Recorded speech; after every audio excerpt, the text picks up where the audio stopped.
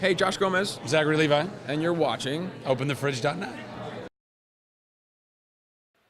Hi guys, this is Dwight Tejano from Open the Fridge. We are coming to you live from the floor of New York Comic Con here in the Jacob Javits Center in New York City. Today I'm sitting with Skip Brittenham and Brian Haberlin, who are talking about a new project that's coming out next month called Anomaly. And it, aside from being a 300-plus page sci-fi epic, it also has an awesome little technological aspect to it that we're going to talk about here. Now, before we get to the tech, would you mind just explaining a little bit about the story and what Anomaly is? It's about a group of people who think they're being set on a standard first contact mission. Everything's good, but really they've been sent there to be gotten rid of. The powers that be want these people out of the picture, and they're going to a planet that no one ever returns from. Once they get there, all their tech is destroyed, and they have to deal with, as you can see behind us and across the other side, all these nasty indigenous creatures on the planet. They have to basically prevent genocide, unite the planet, and defeat the bad guy, all while they're there somehow. Where did the idea of coming up with this story come from, and how did it all come together as far as creating this entire interactive component with it too? Well, I, now many years ago, over 3 years ago, was challenged by my wife to do something creative. And so I've always loved this medium, so I decided to try to do something in this medium, and I spent 6 to 9 months basically creating the fundamental story and outline of the story, some of the dialogue, knowing very little about this industry, other than I was a fan. And then I looked at hundreds of artists, which you can do now online, in an afternoon, right? And I got lists of hundreds more, and my first choice to actually do the art and work with was Brian. So I contacted him, and he said he was too busy, but that he would meet with me in a few weeks when he was coming up to Los Angeles, where I live. He lives down in San Diego. And he came, and I gave him what I'd done. And he got interested, said, I need a little time to think about it, and called me up and said, okay, I want to do it. And that was the genesis. In terms of the tech and everything else, one of the reasons I admired Brian, I loved his art. He was my first choice as an artist. But he also does very advanced things with the technology. And I'd been involved with a number of animation companies, Pixar, DreamWorks, and some others. And I wanted everything to be rendered in a way that you could do stuff in 3D with it, because I thought that the nature of how people would consume media was going to change. This, by the way, was before the iPad existed. So for a while I was a dummy, and then I was smart, right? So and then basically the technology came into our window, both the iPad, so the interactive app, and then augmented reality. When we first looked at augmented reality, it was pretty clunky. You needed codes on the page, and we didn't want to do anything that interfered with the story. And then we were able, the technology got better, and we were able to devise an interface that was seamless and made the book interactive and basically come alive. If you've seen it. Yeah, we have an edge, I think, because all our assets at some point are 3D. So, like, for example, the SDK changed in January that allowed you to go straight off an image in a book and target it to AR. And no one else could move as fast because we already had the assets. We're like, okay, let's just do it. So we can constantly jump. And there's things that we see also that are, a couple months away that we'll be jumping into as well. But you're like, okay, it's almost there.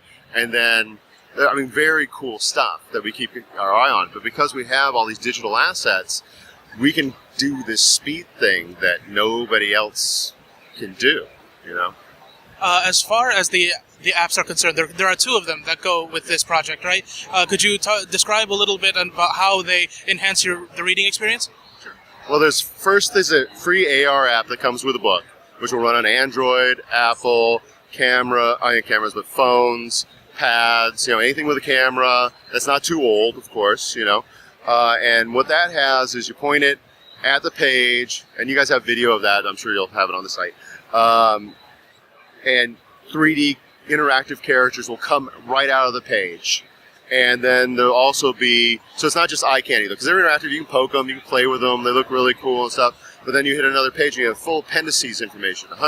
Over 100 pages of additional content are in those AR pages. Okay? And then we have another app, so that comes free with the book. The other app that we have is a full interactive app voiced by 16 voice actors from TV and video games and stuff, and it's a full interactive version of the book with soundtrack, with music, with interactive touch points again. Special effects. Yeah, and the kind of interesting thing is they all really are a little bit of a different experience. I mean, you saw the thing. I mean, one is you got the voice actors read to you. I think what we like is we like each one, because we initially, like he said before, there was no tablet when we came out with it. So we decided we're going to do a big, huge, honkin' print book, because that's what we love. He has a huge library of comics and graphic novels. It's almost as big as mine, and I've been collecting for 30 years, this stuff. And we just wanted to do, the original idea was to do the coolest, an artist, no artist gets to do landscape books. I got to do a landscape, oversized graphic novel. Who gets to do that, It's like, so. Well, we wanted to do something that was really cool and we thought was immersive, and also all of the things we're doing are about something. Like this one has a bunch of themes that underlie it that aren't obvious because we don't want to interfere with the story. But, the disparity between rich and poor, not judging people by how they look, how different religions or philosophies should work together, not compete with each other. There are various underlying themes that we embed in the piece so that it's actually educational and we think, promotes good values. We didn't want to do anything that was just about violence or my superhero is stronger than your superhero or anything like that. We wanted to actually have, some learning that someone could do if one wants to. And the app was designed in a way so that you choose how you consume. You can eliminate the lettering, or you can eliminate the voices. You can eliminate the music. You can eliminate the touch points. You figure out how you want to consume it and consume it with what's most appealing to you. And I thought, and Brian does too, that the future of the industry is going to rely on giving people options of how they want to consume and let them choose. And if they want to go really deep and look at all the touch points and read all this stuff, fine. If they're not interested, they can eliminate them entirely. So it's more giving people more options as to how deeply they want to immerse themselves in what you're doing. Yeah, and I was on a really good panel prior to the show, the future of the digital medium, with Mark Wade, and Dave Gibbons was on it and stuff. And pretty much everybody has agreed at this point we're just scratching the surface of what this will become, because it's still kind of like a graphic novel, but what's going to happen, or a comic book, but what's going to happen is it's going to eventually find its own new language, and we're not there yet, but it's so exciting because we're kind of there where we can start playing with it and trying to find that language. Yeah.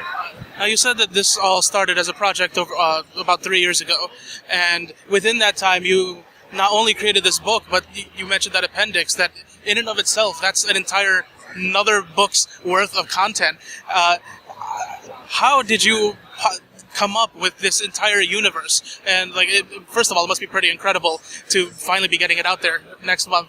But how much work did you really just sort of delve into all the minutia of the universe that you were creating? A lot. No, I mean, there were other people that contributed pieces of it. Yeah. And worked with us doing it, so we can't take credit for all of it. But we really kind of love this stuff, and it wasn't like work to me, it was like fun. And so, creating timelines or backstories or stuff like that just seemed like an integral part of the whole process. Yeah, it didn't seem that unusual. I guess now I understand.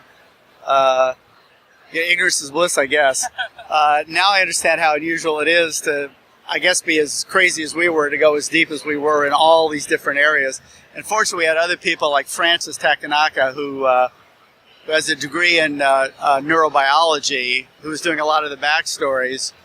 who has a real heavy background in science and who could apply the science to the thing. So like when you see the satellite, you're trying to figure out how big it is. Well, he tells you down to, the exact the size. Different neurotoxins on the different plants affect the physiology and just all that stuff, and it has real science behind it. But I think the reason that we just tap into our inner geek.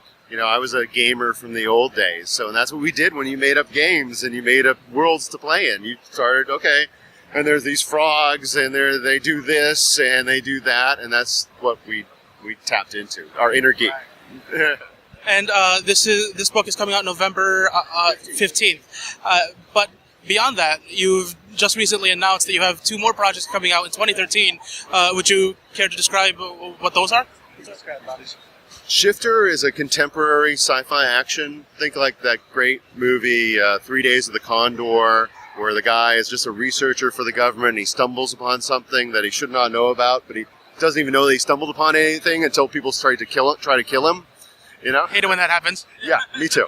But then essentially after they try and get rid of him, he gets out in the wilderness, gets pulled into a river, under a cave, thinks he's gone hits his head on a stalactite, wakes up in this room that's just all white, and there's this liquid giant sphere reflective there, and he's like all messed up, his legs are broken, the guys just try to get rid of him, he barely escaped, he touches it, and it sucks him right in, and it says, "Welcome back, operator." And essentially, the gist of it is, it's an ancient alien observation post, and the way the alien observed our society was by jumping into, and it's in the poster right there, jumping into different creatures and taste, touch, feeling, living as they live. Woolly mammoths, saber-toothed tigers, even some ancient humans. And he can use that, though he's all busted up, to find out what's going on and help solve the mystery of who tried to kill him, who framed him for murder, and eventually get the bad guys. Will there be an interactive component with those as well? It'll be exactly like this. Yeah, one of the central conceits of this one is that all creatures on Earth see things differently. For instance, mammals are colorblind. So in the book and in the app, you'll see what the creature sees and how they see. Yeah. Some birds see different color variations. Some reptiles see through heat. Yeah, we'll play with perspective. There'll be some of the when you see, because you'll have like a animal view mode, and all of a sudden you'll see 360 degrees from the birds that have that vision, and you'll get all that you'll get sounds that they hear. We have some that have use echolocation, so you get that effect and stuff. That's kind of the fun bells and whistles in that one. That sounds just really cool, to kind of sort of mind bend the way you think about certain elements of comic books and graphic novels, and we certainly look forward to when it comes out in 2013. Thank you both for talking with us today. I hope all of you will catch Anomaly when it comes out next month, and be sure to be on the lookout for the next one when it comes out in 2013.